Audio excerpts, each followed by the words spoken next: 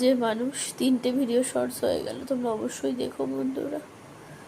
যে মানুষ night blood বেলে ঘুমাতাম, সে গতকাল রাত্রির আজকে দুপুরে দুবেলায় পুরো লাইট জ্বেলে শুয়েছে, কিচ্ছু পাচ্ছি না। যে যদি ওর গায়ে যদি মুখের মধ্যে এরকম যদি চাদরটা দিয়ে রাখে, কখনো যদি চাদরটা এরকম সরাতে গিয়ে নিকোপ্লাসটা এরকম সরে গিয়ে যদি তুলো নড়ে গিয়ে যদি সেলাই থেকে আবার রক্ত বেরোয়, পাচ্ছি না। ঠাকুরকে সবসময় একটা কথাই বলি, যত সন্তান আছে, যেসব মায়ের, সবাইকে তুমি ভালো রাখো, সুস্থ রাখো। ওরও সব কিছু তুমি আমায় দাও ঠাকুর, আমি শক্তি পাবো, আমি সেটা ওভারকাম করার চেষ্টা করবো। কিন্তু বাচ্চা মানুষ ও কী করে পারবে বলো?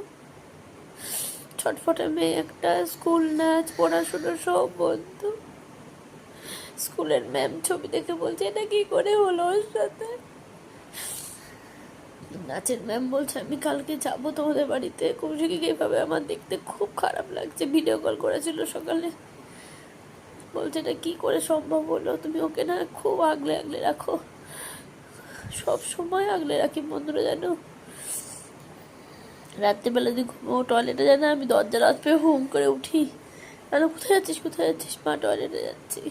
আজকেও তো তাই। আজকে দুপুরে যখন ঘুমাচ্ছিলাম, আমি যখন টয়লেটে যাচ্ছিলাম, ওর করুণ মুখটা তোমরা দেখবে বন্ধুরা, দেখো বন্ধুরা, আমি বলছি টয়লেটে, বললাম না। দেখো মেয়েটা আমার কেমন হয়ে গেছে। পারছি না বন্ধুরা, মা হয়ে আমি কি করে এভাবে সহ্য করতাম।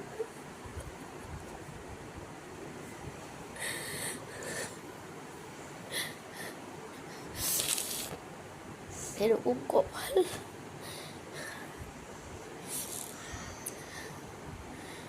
জানি না। বড়দের শত্রুতা থাকতে পারে, বাচ্চাদের সাথে কি করে হয় আমি জানি না ঠাকুর। শুধু একটাই কথা বলবো, তোমরা কাঁদে নামা, সেলাইয়ে চাপ পড়বে, কপাল কুঁচকেও নামা।